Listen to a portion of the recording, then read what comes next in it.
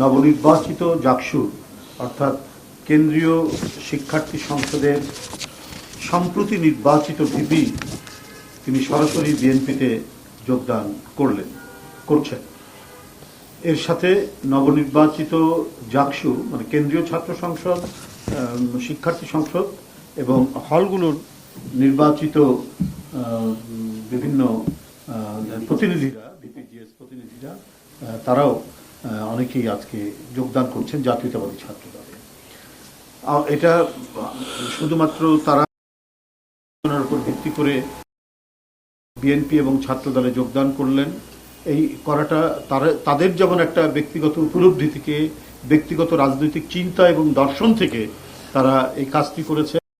যারা আগে থেকেই বিএনপির সাথে জড়িত বা একসময় ছাত্র, কি বুঝলেন ভাই, অনলি যেটাই চাই।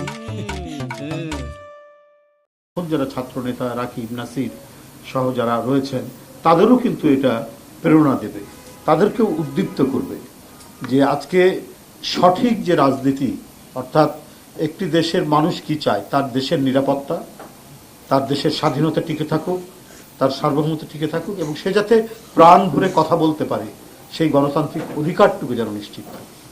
আমরা বিভিন্ন সময় দেখেছি যে ডিকটেটরশিপ, একনায়কতন্ত্র, ফ্যাসিবাদ এদেশে কায়েম হয়েছে। কেউ গলা টিপে ধরেছেন গণতন্ত্রে, কথা বলতে দেননি, কথা বলতে দিলেই মানে নির্যাতনের খড়গ, ধারালো তরবারি তার মাথার উপর চেপে বসেছে। আবার কেউ কেউ নিজেদেরকে টিকিয়ে রাখার জন্য অন্য কোনো প্রভু দেশের কৃতদাস হতেও তারা দ্বিধা করে, গোপন চুক্তি করেছে। গোপন চুক্তি সাহস পায়নি জনগণের কাছে সেটা প্রকাশ করতে। তাহলে জনগণের মধ্যে কি পরিমাণ মানে ক্ষোভ হবে, বিক্ষোভ হবে এই ভয়ে। কিন্তু তারা করেছেন, গ্যারান্টি হচ্ছে তাদেরকে টিকিয়ে রাখতে হবে। এর বিরোধিতা করেছে বিএনপি।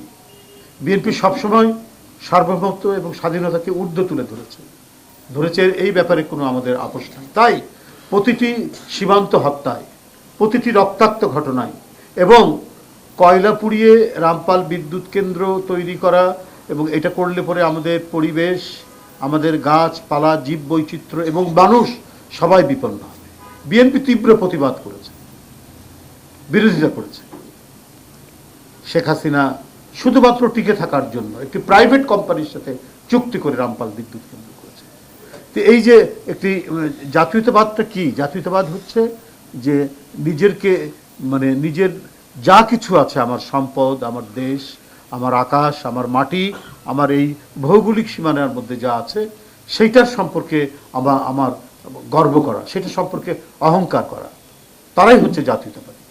আজকে সেই অহংকারে উদ্দীপ্ত হয়ে, সেই গৌরবে উদ্দীপ্ত হয়ে আজকে আব্দুর রশিদ জিতু এবং তার সহকর্মীরা বিএনপি এবং ছাত্র দলে যোগদান করেছেন। এই সঠিক রাজনৈতিক দর্শন দিয়ে গিয়েছিলেন জিয়াউর রহমান, তাকে মেরে ফেলা হয়েছে, তিনি শাহাদাত বরণ করেছেন যা দেশীয় এবং আন্তর্জাতিক চক্রান্তে। কিন্তু তার রেখে যাওয়া যে মহাসত্য রাজনৈতিক দর্শন এবং আদর্শ, এটাকে ম্লান করতে পারেনি। কত কুৎসা রটনা করা হয়েছে তার বিরুদ্ধে, কত অপপ্রচার করা হয়েছে, কিন্তু তার ব্যক্তিগত সততা, দেশপ্রেম, বীরত্ব, লড়াই, স্বাধীনতা যুদ্ধে তার অনন্য অবদান, এইটাকে খাটো করতে পারেনি তার সমালোচকরা এবং যারা 15-16 বছর নির্মম নিপীড়নে গোটা দেশকে কৃতদাস বানিয়ে রাখার চেষ্টা করেছিল, তারাও পারেনি। এবং তার সহধর্মিণী, যেটা জিতু বলেছে, যে তিনিও সেই পতাকাকে হাতে ধরে নিয়ে সেই একই অঙ্গীকারে দেশ পরিচালনা করেছেন। তিনি স্বাধীনতা, সার্বভৌমত্ব রক্ষা করেছেন এবং আমাদের স্বাধীনতার প্রতি যদি কেউ হুমকি দিত অথবা নানাভাবে উৎপীড়ন করার চেষ্টা করত বা কটু বাক্য বর্ষণ করত, তাকেও তিনি ছাড়েননি। এখন তাদেরই জ্যেষ্ঠ পুত্র জনাব তারেক রহমানের হাতে এই নেতৃত্বের পতাকা। এখন পর্যন্ত তিনি যে অটুট নেতৃত্ব দিয়েছেন, যে সবল নেতৃত্ব দিয়ে যাচ্ছেন, সেখানে ওই একই অঙ্গীকার, বাবা এবং মায়ের স্বাধীনতা, সার্বভৌমত্ব রক্ষা এবং সমৃদ্ধি অর্জন,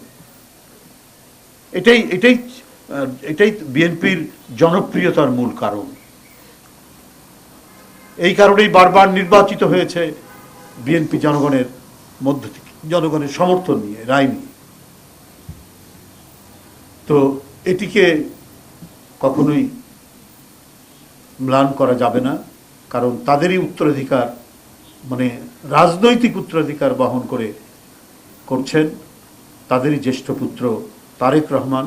একই রকম সাহস, বীরত্ব এবং অটুট মনোভাব, নীতির প্রশ্নে আপোষহীন যে মনোভাব দেখিয়েছেন, তার নেতৃত্বে আমরা এই দেশ এবং রাজনৈতিক দল হিসেবে বিএনপি তারা এগিয়ে যাচ্ছে এবং তারা এগিয়ে যাবে সামনের দিকে। তো আমরা মনে করি আজকে জিতুদের মতো তরুণরা এবং তার সহকর্মীরা যারা এখানে উপস্থিত রয়েছেন, তারা সঠিক বিষয়টি বুঝতে পেরে আজকে জাতীয়তাবাদের পতাকা দলে, আমি সামগ্রিকভাবে বিএনপি বা ছাত্রদল সব মিলিয়ে জাতীয়তাবাদী পতাকা তলে তারা আজকে অবস্থান করেছে।